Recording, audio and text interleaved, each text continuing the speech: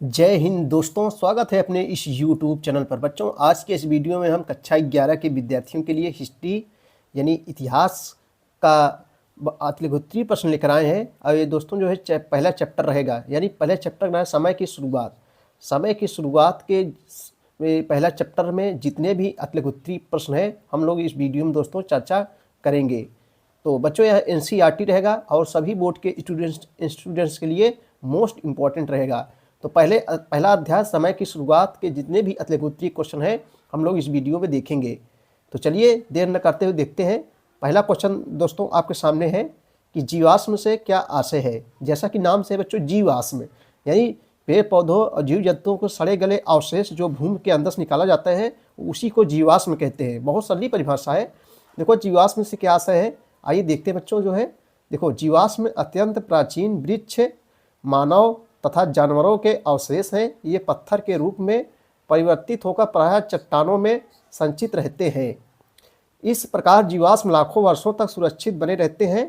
प्राचीन इतिहास को जानने के लिए जीवाश्म एक महत्वपूर्ण साधन है। चलिए अगला क्वेश्चन देखेंगे हम लोग दोस्तों कि प्राइमेट्स से आप क्या समझते हैं। अगला क्वेश्चन है कि प्राइमेट्स से आप क्या समझते हैं। तो प्राइमेट्स स्तनधारियों के बड़े समूह के उप समूह हैं। इसमें बंदर, वानर तथा जो है मानव को जो है सम्मिलित किया जाता है। प्राइमेट्स का जो है गर्भाधारण अपेक्षाकृत दोस्तों लंबा होता है। इनमें स्तन ग्रंथियां पाई जाती हैं, जैसे दुग्ध ग्रंथियां होती हैं स्तन, वही दोस्तों जो दुग्ध ग्रंथियां हैं उसी को स्तन ग्रंथियां कहते हैं। स्तन ग्रंथियां पाई जाती हैं। अगला क्वेश्चन देखेंगे हम लोग भैया। चलो बच्चों, प्रारंभ में मानव ने अपना भोजन किस प्रकार प्राप्त किया। प्रारंभ में जो है मानव ने अपना भोजन किस प्रकार प्राप्त किया, आइए इसका उत्तर देखें हम लोग। देखो, प्रारंभ में मानव ने अपना भोजन जानवरों का शिकार करके, भोजन की तलाश करके अथवा वृक्षों से प्राप्त कंदमूल से जो है प्राप्त किया।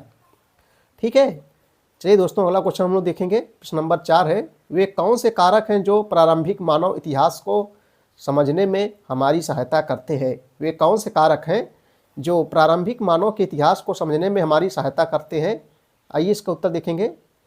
देखो दोस्तों, निम्नलिखित कारक प्रारंभिक मानव इतिहास को समझने में हमारी सहायता करते हैं। निम्नलिखित कारक, जब निम्नलिखित आ जाए तो नंबर 1 है, निम्नलिखित कारक नंबर 1 है जीवाश्म। जीवाश्म आप लोग समझ गए किसे कहते हैं। दूसरा है दोस्तों पत्थर के औजार। नंबर 3 है गुफाओं की चित्रकारी। ठीक है, चलिए दोस्तों अगला क्वेश्चन हम लोग देखते हैं। मानव विज्ञान के अध्ययन के विषय क्या है। मानव विज्ञान के अध्ययन के विषय क्या है, आइए बच्चों इसका उत्तर हम लोग देखते हैं। देखो, मानव विज्ञान एक ऐसा विषय है जिसमें मानव संस्कृति और मानव जीव विज्ञान के उद्विकासी पक्षों का जो है अध्ययन किया जाता है। अगला क्वेश्चन है, नृवंश शास्त्र के अध्ययन का विषय क्या है।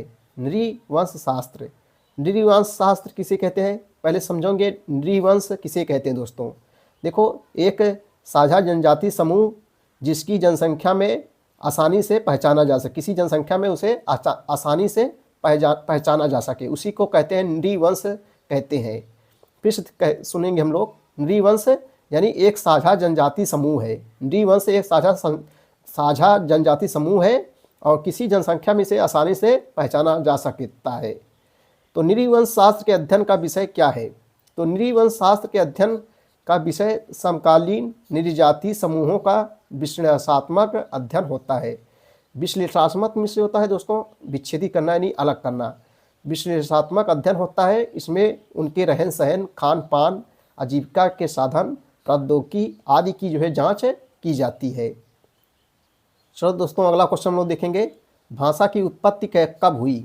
अगला क्वेश्चन देखेंगे अतिलघुत्तरीय हम लोग कि भाषा की उत्पत्ति कब हुई। चलिए इसका उत्तर हम लोग देखते हैं। देखो, उच्चारित यानी बोली जाने वाली भाषा की उत्पत्ति के विषय में नृत्य शास्त्रियों का जो है मत है कि होमो हैबिलस के मस्तिष्क में कुछ ऐसी विशेषताएं थी जिनके कारण उसके लिए बोलना संभव हुआ। इस प्रकार संभवतः भाषा का विकास 20 लाख वर्ष पूर्व हुआ होगा। चलिए अगले क्वेश्चन की ओर हम लोग चलेंगे। ऑस्ट्रेलोपिथेकस की खोज कब की गई थी। ऑस्ट्रेलोपिथेकस की खोज कब की गई थी, चलिए इसको दोस्तों हम लोग उत्तर देखते हैं। देखो, ऑस्ट्रेलियोपिथेकस की खोज सर्वप्रथम ओल्डुवई गोर्ज ने जो है 17 जुलाई 1959 को जो है की थी, 17 जुलाई 1959 को की थी। अगला क्वेश्चन है कि प्रजातियों का वर्गीकरण कैसे किया गया है। अगला क्वेश्चन है मित्रों कि प्रजातियों का वर्गीकरण कैसे किया गया है। तो चलो बच्चों इसका उत्तर हम लोग देखते हैं। देखो, आदिकालीन मानव के अवशेषों को भिन्न भिन्न प्रजातियों में वर्गीकृत किया गया है। इन प्रजातियों को अक्सर उनकी हड्डियों की रचना में पाए जाने वाले अंतरों के आधार पर एक दूसरे से अलग किया गया है। अगला क्वेश्चन है कि होमोनिडस के उपविभाग लिखिए। होमोनिडस के उपविभाग लिखिए। तो होमोनिडस के उपविभाग इस प्रकार है। नंबर 1 है ऑस्ट्रेलोपिथेकस, नंबर 2 जो है होमो। पत्थर के औजार बनाने तथा प्रयोग करने के प्रारंभिक साक्ष्य में कहाँ से मिले हैं। अगला क्वेश्चन देखेंगे हम लोग अदलेगुत्री में कि पत्थर के औजार बनाने तथा प्रयोग करने के प्रारंभिक साक्ष्य में कहाँ से मिले हैं। तो चलिए दोस्तों इसका उत्तर देखेंगे। पत्थर के औजार बनाने तथा प्रयोग करने के प्रारंभिक साक्ष्य में अफ्रीका महाद्वीप के इथियोपिया तथा केन्या में जो है मिले हैं। अफ्रीका महाद्वीप, देखो दोस्तों, ये महाद्वीप के अंतर्गत बहुत सारे देश आते हैं। तो प्रारंभिक साक्ष्य में अफ्रीका महाद्वीप के इथियोपिया तथा केन्या में मिले हैं। देखो ये महाद्वीप, अफ्रीका एक महाद्वीप है और ये सब देश है इथियोपिया तथा केन्या में मिले हैं। अगला क्वेश्चन है कि पत्थर के औजारों का प्रयोग सर्वप्रथम किसके द्वारा किया गया। पत्थर के औजारों का प्रयोग सर्वप्रथम किसके द्वारा किया गया। तो दोस्तों उत्तर देखेंगे हम लोग। ऑस्ट्रेलोपिथेकस संभवतः पत्थर के औजार बनाने एवं प्रयोग करने वाले प्रथम मानव थे। ऑस्ट्रेलोपिथेकस संभवतः पत्थर के औजार बनाने एवं प्रयोग करने वाले प्रथम मानव थे। अगला क्वेश्चन है कि हादजा कौन है। हादजा कौन है। आइए इसका उत्तर हम लोग देखते हैं। देखो, हादजा शिकारियों तथा संग्राहकों का एक छोटा समूह है जो दक्षिण अफ्रीका में लेक इयासी एक खारे पानी एक झील है। लेक इयासी एक झील है।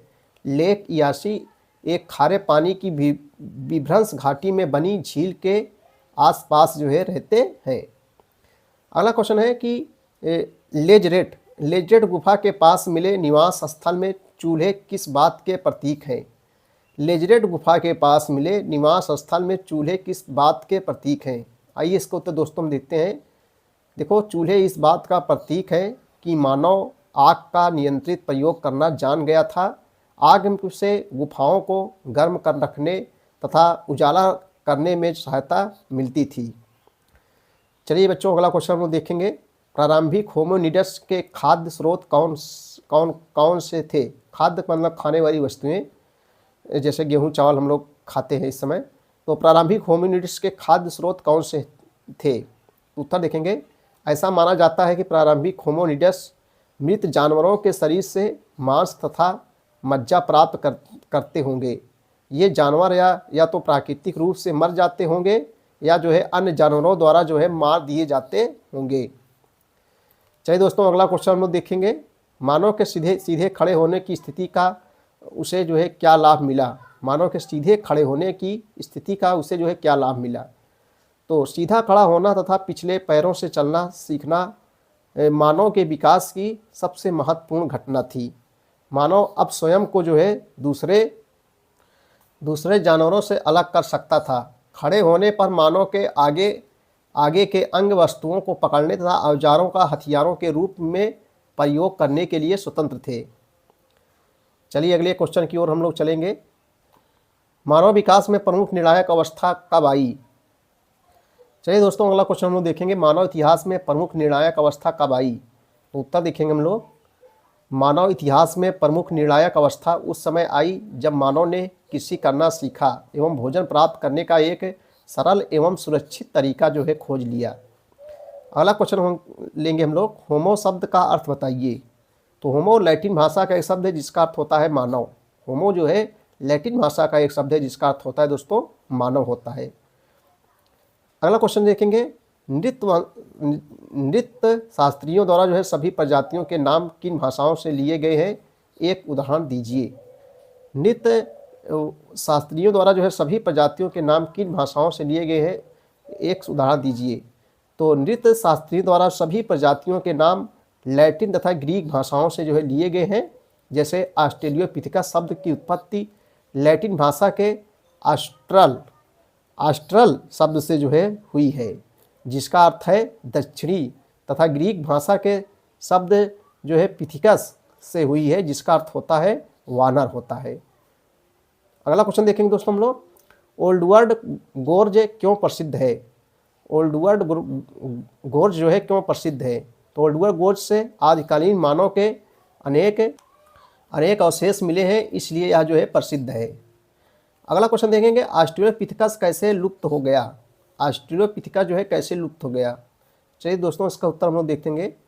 तो हिमयुग, हिम माने जैसे बर्फ होता है, हिमयुग के प्रारंभ में तापमान और वर्षा की कमी के कारण जंगल कम हो गए और जो है घास के मैदानों का जो है क्षेत्रफल बढ़ता गया। फलस्वरूप जो है ऑस्ट्रेलोपिथेकस के प्रारंभिक रूप लुप्त हो गए। अगला क्वेश्चन देखेंगे, गुफाओं में चित्रकारी क्यों की जाती है? गुफाओं में जो है चित्रकारी क्यों की जाती है? तो दोस्तों शिकार करने में सफलता प्राप्त करने पर। गुफाएं संगम स्थल थी जहां लोगों के जो है छोटे छोटे समूह मिलते थे। अगला क्वेश्चन है कि हादजा जनसमूह का भोजन क्या है? हादजा जनसमूह का जो है भोजन क्या है? तो दोस्तों हादजा जनसमूह का भोजन 80% वनस्पति जन्य और शेष 20% मांस और शहद से पूर्ण किया जाता है। वनस्पति मतलब जो पेड़ पौधे होते हैं। होमिनिड कहाँ निवास करते थे? अगला क्वेश्चन है कि होमिनिड जो है कहाँ निवास करते थे? तो दोस्तों होमिनिड जो है पेड़ों की शाखाओं पर निवास करते थे। बहुत सरल उत्तर है, होमिनिड जो है पेड़ों की शाखाओं और पर जो है निवास करते थे। आदिकालीन मानव के 2 औजारों के नाम लिखिए।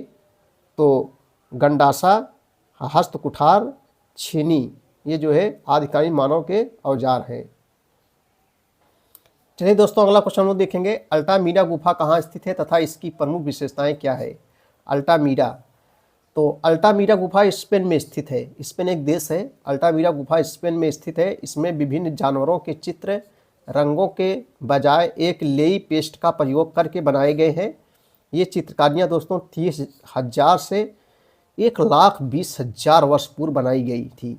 चित्रित जानवरों में जो है घोड़े, शकीन, हिरन, मैमथ यानी विशालकाय जानवर, गैंडे, शेर, भालू, तेंदुए, लकड़बग्घे व उल्लू जो है प्रमुख हैं।